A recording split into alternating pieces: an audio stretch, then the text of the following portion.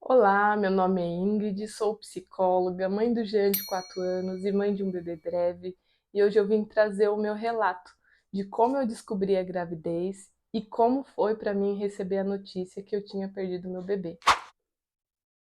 Bom, em janeiro, eu e meu esposo começamos a amadurecer a ideia, né, de ser pais novamente, de aumentar a família, e aí eu procurei um obstetra para fazer os exames e ver se estava tudo bem com a minha saúde, né, se eu poderia engravidar.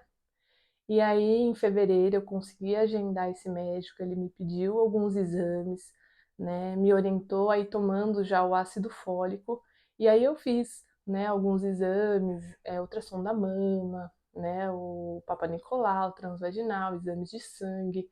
E aí, no finalzinho de março, eu levei os exames para ele e descobri um pequeno nódulo no meu seio, né, que a princípio ele disse que não tinha nada em que eu deveria me preocupar, que o aspecto era uniforme, né, mas que talvez seria interessante eu procurar um mastologista, porque eu teria que acompanhar a cada 6 meses para ver como que ele ia se comportar no meu corpo. Ele também me disse que tinha encontrado um cisto no ovário esquerdo, que era algo que eu já tinha antes também, né, era algo que eu já sabia que tinha. E aí ele falou: olha, isso não vai te prejudicar, não vai te atrapalhar, né, a engravidar. Mas continue, né, tomando o ácido fólico e procure um mastologista. Naquele momento, eu e meu esposo começamos a repensar a ideia de talvez esperar mais um tempo antes de tentar, né, o segundo bebê. Em abril foi um mês muito agitado, foi o aniversário do meu filho de 4 anos e a gente estava envolvida ali nas lembrancinhas, né, na festa em si. Então, passou um mês muito rápido, o mês de abril, comemoramos a festa do meu filho, foi muito bom, foi um momento muito alegre ali. E aí, em junho, né, eu comecei a sentir um pouco de sintomas de gravidez. Mas já era algo que eu e meu esposo não estávamos esperando naquele momento. Por mais que a gente desejasse, a gente decidiu esperar mais um pouco devido a esses resultados do exame. Mas eu pensei, ah, deve ser normal, né? O meu seio estava bem dolorido, eu falei, deve ser normal. Geralmente ele fica mesmo num período menstrual próximo ali da menstruação. Então eu descansei, né, o meu coração. Porém, mais para o finalzinho ali de junho, comecinho de julho, que é o normal da minha menstruação vir, ela não veio, né? Eu falei, vou esperar até o dia 10, que geralmente é até esse dia que ela vinha. E ela não veio, né? E aí eu comecei a pensar, será que estou grávida? Mas mesmo assim eu falei, acho que não, né? Porque embora eu tinha interrompido o anticoncepcional, a gente estava se prevenindo de outras formas. Bom, erros de gravação. Vocês estão me vendo aí, talvez com um cenário um pouco diferente, cabelo molhado, né? Uma roupa aí de outra cor, de outro jeito, mas é porque eu esqueci de gravar, né, um pedaço onde eu ia contar detalhado como que eu descobri e como que começou o sangramento, ou provavelmente, que é o que eu acredito que aconteceu, que eu gravei, mas eu não salvei. Então, na hora que eu fui editar o vídeo, eu percebi que estava faltando uma parte, mas vocês não vão ficar sem saber, porque eu vim aqui gravar um dia diferente, um cenário diferente, né, com uma roupa diferente, mas vim contar para vocês como que aconteceu. Aí então, né, eu fiz um teste de farmácia que deu positivo. Mesmo assim, eu não quis acreditar a princípio que eu estava grávida. Pensei, ai, será que deu errado esse teste? Será que deu um falso positivo? Então eu fiz o de sangue, né, para o meu médico ver certinho. Porém, ele não tinha agenda naquela semana. E aí ele falou, olha, Ingrid, traz aqui no consultório, eu vou ver. E aí eu te ligo para contar o resultado, né, para dizer se deu positivo, não, como que tá os números aí, né, do beta-HCG. Ele viu o meu resultado, me ligou, disse, olha, parabéns, você tá super grávida, né, vai dar tudo certo, tal. Eu fiquei, né, em êxtase com aquela notícia, né, não era agora, a gente tinha, né, pensado em esperar mais um pouco, mas a gente ficou muito feliz, comemoramos, compartilhamos com meu filho a ideia de que ele teria um irmãozinho ou uma irmãzinha, ele também ficou muito feliz. E aí a gente fez, né, um primeiro ultrassom para ver de quantas semanas a gente estava. E aí lá, no dia 3 de setembro, constou que eu estava de 6 semanas e 2 dias, né? Então já estava com um saquinho gestacional, um bebezinho, que pelo monitor ali eu pude ver já, né? Eu brinco que parecendo um camarãozinho, né? E com o coração ali batendo, né? E foi uma alegria ver que estava tudo bem com o bebê, que tinha batimentos cardíacos, né? Voltamos para casa aliviados e felizes. Começamos a compartilhar a notícia com alguns familiares, né? Então, assim, com os nossos pais, irmãos, não abrimos para os amigos e familiares no geral, porque a gente estava esperando completar o terceiro mês para dar a notícia, para contar, né, sobre aí o aumento da família. Porém, no dia passado uma semana, no dia 7, dia 8, eu comecei a ter um leve desconforto e um borrãozinho começou a sair. E aí, né, fui ao hospital, onde eu fui atendida por uma médica, e ela me disse que era normal esse desconforto, que era normal ter esse pequeno borrão, né, que eles falam, esse pequeno sangramento, que geralmente algumas gestações ocorrem. Voltei para casa, né, e aí ela só me orientou assim: caso o sangue aumentasse, fosse uma cor vermelho viva, era para mim voltar imediatamente para o hospital. E aí, passado uns 3 dias, né, no dia 12, eu comecei a ter um aumento daquele sangramento, um desconforto na parte lombar, assim, das costas mesmo. E aí eu fui para o hospital de novo. Chegando lá, eu fui atendido por um médico diferente, né, onde eu comecei a fazer o uso do Tragestan e ele me orientou, olha, nenhum sangramento, nem mesmo de borra de café, bem diferente do que a médica falou, sabe? Nem os de borra de café são normais, né? Nenhum sangramento durante o período de gestação é normal, né? Mas pode ocorrer, só que tem que ser acompanhado, então eu vou pedir um ultrassom, né, e vou passar o Tragestan, fique de repouso. E assim que eu fiz o uso do Tragestan, fiquei de repouso, né? Não consegui fazer ultrassom, né, pelo meu convênio, então eu procurei um ultrassom no particular e aí eu consegui fazer esse ultrassom no dia 18. Só que antes desse ultrassom, de eu fazer esse ultrassom, o sangramento começou a aumentar. E aí eu voltei para o pronto atendimento, que foi o mesmo médico, né, que me atendeu, e aí ele falou, olha, eu vou pedir agora um com emergência para ver a vitalidade do bebê. E aí, naquele momento já, né, foi um susto, porque a gente entende que vitalidade é saber se o bebê estava vivo, né, dentro de mim. Fiquei muito triste, né, clamei muito a Deus para que eu pudesse ficar com o meu bebê. E no dia 18 eu fui para essa clínica, né, particular e fiz o ultrassom. E aí, então, no dia 18, eu fui até essa clínica, né, fazer o ultrassom junto com meu esposo. Chegando lá, a médica ela percebeu que eu estava bastante tensa, nervosa.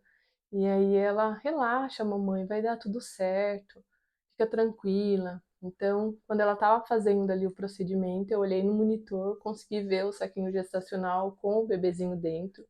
E aí ela falou: relaxa, ele tá aqui, o bebê tá aqui. Mas alguma coisa dentro de mim não se convencia que estava tudo bem, né? De repente ficou um silêncio ali na sala, ela ficou alguns minutos em silêncio, e aí ela falou: já te explico o que está acontecendo. Naquele momento, né, como se validasse aquele meu sentimento. Eu sabia que alguma coisa não estava bem. E aí ela falou: olha, aqui em volta são os vasos, né, sanguíneos, vasculares, uma coisa assim que ela me explicou. E falou: só que não tem vasculação no bebê, né? Ele tá sem batimentos cardíacos. Aquela notícia, né? Eu confesso que foi a pior notícia que eu recebi nos últimos tempos, né? Há 4 anos atrás eu perdi o meu pai, bem quando eu estava grávida de 4 meses do Jean. Foi uma notícia muito triste e eu estava com aquele mesmo sentimento, né? De dor, de luto, de desespero. E na hora que ela falou, a única coisa que eu consegui fazer foi chorar, né? Ela ficou ali em silêncio, retirou o aparelho, né? E falou: olha, você pode se limpar lá no banheiro, né? Sinto muito. E você aguarda na recepção que elas vão te entregar o exame, você leva para o seu obstetra ou no pronto atendimento.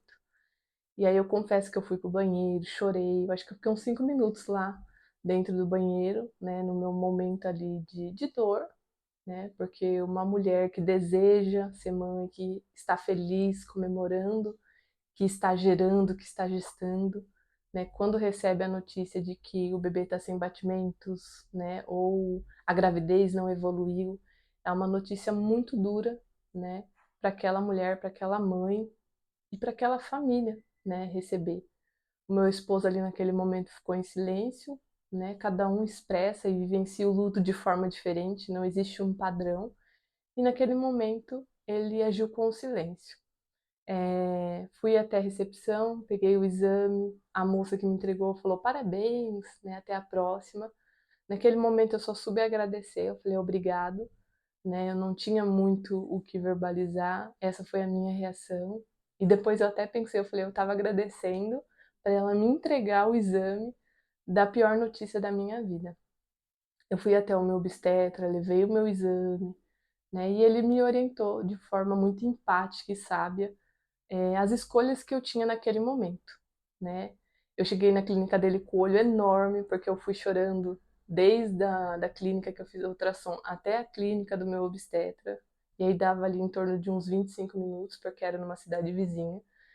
E aí ele falou: "Sinto muito pela perda do seu bebê". Naquele momento eu senti a minha dor validada, né, porque as pessoas até então estavam falando o embrião, o feto, né, e aí a que fez a ultrassom e o meu médico foram as pessoas que chamaram de bebê, né, e aquilo validou a existência, porque para mim não era um feto, não era um amontoado de célula, era o meu filho, a minha filha.